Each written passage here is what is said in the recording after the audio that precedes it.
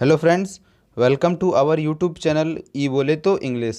तो फ्रेंड्स, आज हम लोग बात करने वाले हैं ईडियम्स एंड फ्रेजेस की, जिसको हम लोग ओरिजिन के थ्रू याद करेंगे। तो चलिए, हमारा फर्स्ट ईडियम दे रखा है स्लीप टाइट। तो अगर बात करें इसका मीनिंग क्या होगा, तो इसका मीनिंग होता है sleep very well and deeply. यानी कह सकते हैं बहुत अच्छे तरीके से सोना, या फिर कह सकते हैं डीपली यानी बहुत ज़्यादा गहराई से सोना, उसे हम लोग कहते हैं स्लीप टाइट। तो चलिए हम लोग इस ईडियम के ओरिजिन की बात कर लेते हैं, यानी ये ईडियम बना कहाँ से है। तो चलिए इसे हम लोग एक पिक्चर के थ्रू समझ लेंगे। तो फ्रेंड्स, स्लीप टाइट ईडियम का ओरिजिन पास्ट के उस टाइम से रिलेटेड है जब लोग पेड़ों में घर बनाकर रहते थे और सोने के लिए पेड़ों के दोनों तरफ क्या करते थे, रस्सियों को, रोप्स को बांध लेते थे, जैसा कि आप लोग पिक्चर में देख पा रहे होंगे, और उसी में एक बेड बना लेते थे।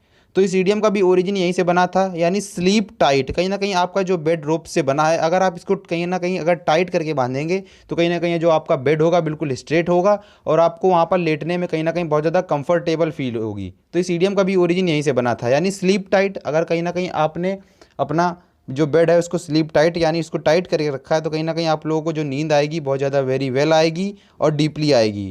तो चलिए हम लोग अपने नेक्स्ट ईडियम की बात कर लेते हैं, कि दे रखा है बाइट द बुलेट।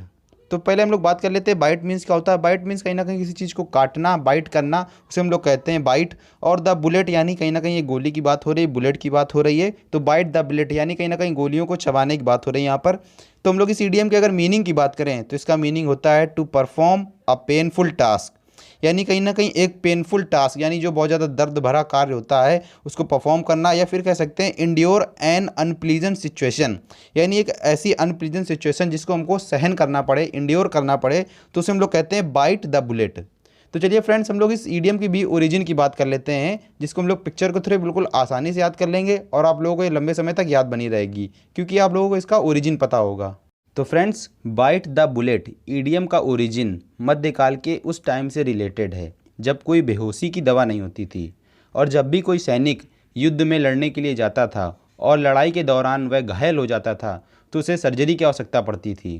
और सर्जरी करने में कहीं ना कहीं अगर आपके पास बेहोशी की दवा नहीं है और अगर आप सर्जरी कर रहे हैं तो कहीं ना कहीं उसे बहुत ज़्यादा पेन हो सकता है और उस पेन से उसकी डेथ भी हो सकती है। तो डॉक्टर इसके लिए क्या करते थे, उसके माउथ में कोई ऐसी एक हार्ड चीज़ डाल देते थे जिसको वो चबाता रहे और उसका जो ध्यान है उसी चीज़ में लगा रहे और उसकी सर्जरी आसानी से की जा सके। तो इस ईडियम का भी ओरिजिन यहीं से बना था। कहीं ना कहीं अगर उसके माउथ में आप बाइट द बुलेट, कहीं ना कहीं आप बुलेट डाल देंगे और बुलेट कहीं ना कहीं बहुत हार्ड होगी, अगर आप उसके मुंह में बुलेट डाल देंगे और वो उस बुलेट को चबाता रहेगा तो कहीं ना कहीं उसका जो ध्यान होगा उस जगह से भटक जाएगा और आप उसकी सर्जरी आसानी से कर सकते हैं। तो इस ईडियम का भी ओरिजिन यहीं से हुआ था। तो आई होप आपको समझ में आ गया होगा। यानी बाइट द बुलेट, कहीं ना कहीं आप बुलेट को चबा रहे हैं तो कहीं ना कहीं आप क्या कर रहे हैं, एक पेनफुल टास्क को परफॉर्म कर रहे हैं और एक ऐसी अनप्लीजेंट सिचुएशन का क्या कर रहे हैं, सामना कर रहे हैं। तो आई होप आपको समझ में आ गया होगा। तो चलिए हम लोग अपनी नेक्स्ट ईडियम की बात कर लेते हैं, जो कि हमारा लास्ट ईडियम दे रखा है जंप द शार्क। तो अगर इस ईडियम की मीनिंग की बात करें तो इसका मीनिंग होता है the moment when a form of an entertainment reaches a decline in quality by including gimmicks to maintain interest. यानी एक ऐसा शो कह सकते हैं, एक ऐसा फॉर्म इंटरटेनमेंट का जो कहीं ना कहीं डिक्लाइन की ओर जा रहा है और उसको आप मेंटेन करने के लिए आप क्या कर रहे हैं, कहीं ना कहीं प्रयास कर रहे हैं, आप उसकी कोशिश कर रहे हैं। तो इस ईडियम का मीनिंग यही होता है। यानी जंप द शार्क, कहीं ना कहीं जो आपका इंटरटेनमेंट का फॉर्म है वो कहीं ना कहीं डिक्लाइन हो रहा है, गर्त में जा रहा है और आप उसका इंटरेस्ट मेंटेन कर रहे हैं, तो उसे हम लोग कहते हैं जंप द शार्क।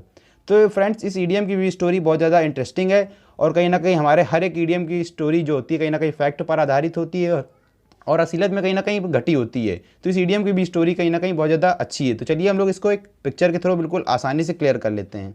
तो friends, jump over the shark idiom का ओरिजिन हॉलीवुड की एक टीवी सीरीज से रिलेटेड है जिसका नेम था हैप्पी डेज। इन्होंने अपने 4 सीज़न सक्सेसफुल प्रोवाइड किए थे, लेकिन कहीं ना कहीं सीज़न के लास्ट में इनके जो दर्शकों की संख्या थी वो कम होती चली जा रही थी, डिक्लाइन होता चला जा रहा था इनके शो का और लोगों का इंटरेस्ट ख़त्म हो रहा था। लेकिन जब इन्होंने अपना 5वां सीज़न लॉन्च किया तो कहीं ना कहीं इन्होंने लोगों का इंटरेस्ट मेंटेन रखने के लिए एक स्टंट रखा जिसका नेम था जंप ओवर द शार्क।